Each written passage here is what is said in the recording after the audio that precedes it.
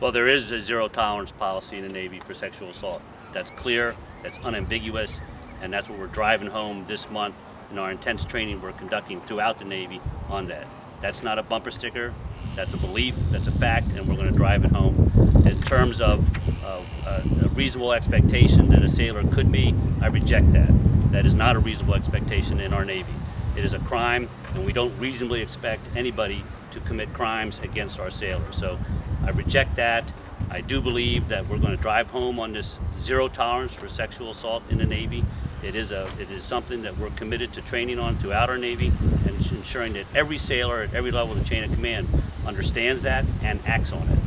Well, I think we've been looking at this now for a couple years and saying we're not effectively changing the behaviors. We're not effectively impacting our culture.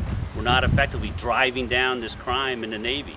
And so I think the time was exactly appropriate to say, with the rollout of 21st Century Sailor, with the rollout of this is Sexual Assault Month in this nation, this is the time to bring it home to the Navy, the importance of this, and bring home what we have to do to drive this crime to zero in our Navy. What you're talking about? Absolutely. I'm very disappointed, and that just calls into view that we have to drive this one a lot harder in the Navy, and that's what we're doing. And then you're going to change. But we're going to drive it through every level of the chain of command. This is not just an issue at the top. It's not just an issue at the deck plates. It's an issue for all of us who wear this uniform and are proud of this uniform and what it represents.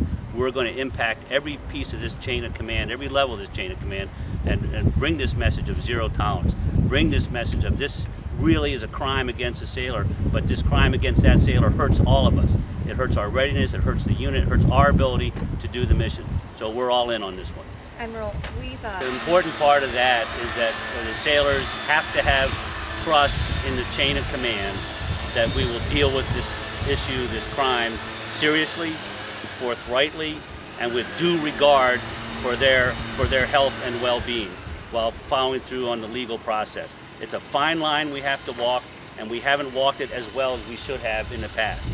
So the important thing is to gain the trust of the sailor, who can come forward and say to her chain of command, this crime occurred to me. I was a victim of this crime, and she's got to believe that we're going to do the right thing in following through on that. The right thing for her medically, the right thing for her legally, and the right thing for the command legally.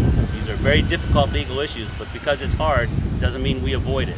But I think the key issue is building the trust of the sailors that we are going to respond appropriately, rapidly, and decisively. is there something?